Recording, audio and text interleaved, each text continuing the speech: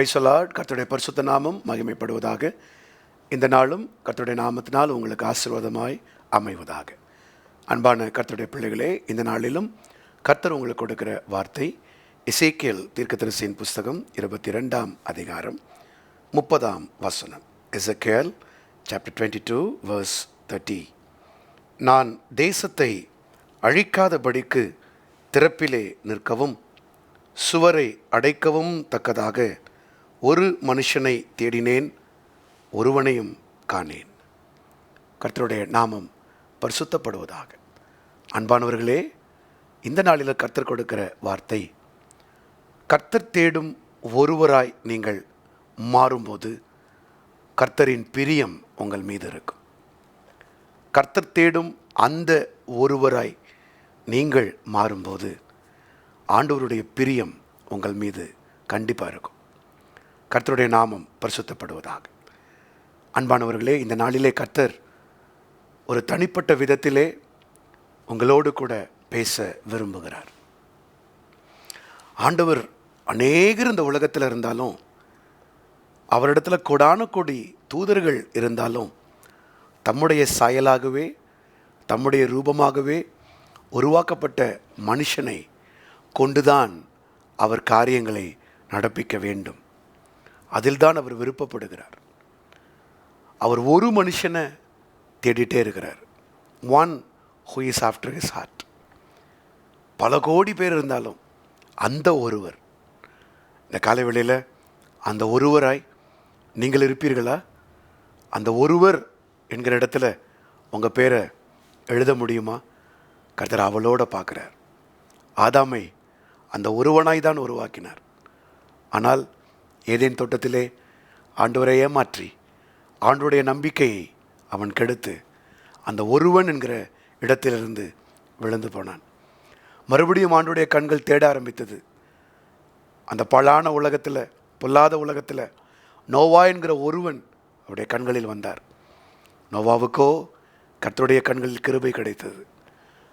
அந்த நோவா தேவன் சொன்ன எல்லாவற்றையும் செய்து வந்து அந்த பொல்லாத உலகத்தில் தன்னையும் தன் குடும்பத்தையும் காத்து ஒரு புதிய பூமி, புதிய வானத்துக்கு கர்த்தர் அழைத்து வந்தபோது அந்த நோவாவும் ஒரு இடத்தில் திராட்சரசத்தின் மிகுதியினால் வெறித்து கழித்து தன்னுடைய சந்ததியை தானே சபித்து அவரும் அந்த இடத்தில் ஆண்டவருக்கு ஒரு ஏமாற்றத்தை உண்டு பண்ணினார். அடுத்ததாக கர்த்தருடைய கண்கள் பார்த்தது ஆபிரகாமை. அந்த ஒருவனாய் ஆபிரகாமை அவர் பார்த்தார். ஆபிரகாம் அந்த லிஸ்ட்டில் வர்றார். ஆரம்பிக்கும் போது நல்லா ஆரம்பித்து போனவர்.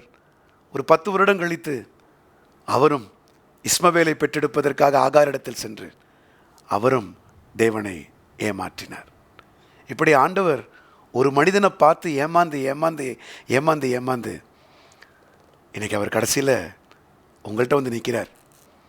இனி அவர் ஏமாறக்கூடாதுன்னு சொல்லி தான் தன் ஒரே பேரான குமாரனை சிலுவைக்கு அனுப்பி அவரை மனுஷனா 33 வருடம் நமக்கு காண்பித்து, என் குமாரனை போல நீங்கள் இருங்கள் என்று சொல்லி அந்த குமாரன் பிதாவுக்கு பிரியமுள்ளவராய் நடந்து பிதாவை ஏமாற்றாமல் பிதாவின் சித்தத்தை பரிபூர்ணமாய் செய்து முடித்து இன்றைக்கு பிதாவினுடைய சர்டிஃபிகேட்டை வாங்கி பிதாவுக்கு பக்கத்தில் வலதுபுறத்தில் சியோனில் இன்றைக்கு ஜெயித்தவராய் அவர் உட்கார்ந்திருக்கிறார்.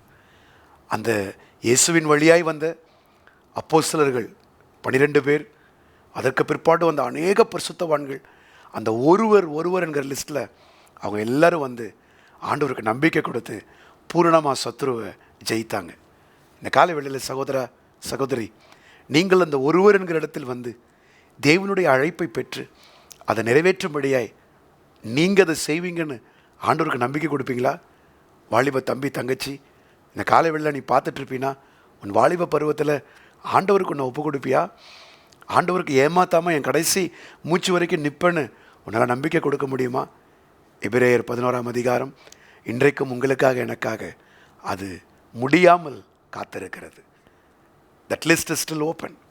எபிரேயர் 11ஆம் அதிகாரம், விசுவாச வீரர்களின் பட்டியல், உங்கள் பேரும் என் பேரும் எழுத வேண்டப்பட வேண்டும் என்று சொல்லி ஒருவருக்காக, அந்த ஒருவருக்காக, அந்த 11ஆம் அதிகாரத்தில் இருக்கிற எல்லாரும் ஒருவர் கர்த்தர் தேடிய ஒருவர், அவங்க எல்லாரும் கரெக்டாக கர்த்தர் கொடுத்ததை அழகாக முடித்தாங்க. நீங்கள் அதில் வருவீங்களா? அதில் வர உங்களுக்கு ஆசை இருக்குதா? ஆண்டவர் சொல்கிறார், நான் ஒருவரை தேடியும் ஒருவனையும் காணவில்லைன்னு சொல்லிட்டாரு. ஆனால் இந்த காலையில் நீங்கள் சொல்லுங்கள், அந்த ஒருவனாக நான் இருக்கேன்ப்பா, அந்த ஒருவனாக இருந்து உன்னுடைய சித்தம் செய்து முடிப்பதே உடைய போஜனமாக இருக்கும், நான் செய்வேன் என்று சொல்லி வாக்கு கொடுங்கள், தீர்மானம் எடுங்கள். கர்த்தர் உங்களையும் அந்த எபிரேயர் 11ஆம் அதிகாரம் அந்த லிஸ்ட்டில் heroes of faith, hall of fame, விசுவாச வீரர்களின் பட்டியலில் உங்களையும் அழைத்து வருவார். உங்களுக்கு ஒரு இடத்தை கொடுப்பார். கர்த்தர் உங்களை ஆசீர்வதிப்பார். ஜெபிப்போமா? பிதாவே, இந்த காலை வேளையிலும் நீர் எங்களுக்கு கொடுத்த அந்த ரேமாவுக்காய் ஸ்தோத்திரம். ஒருவனை தேடுகிறீர்.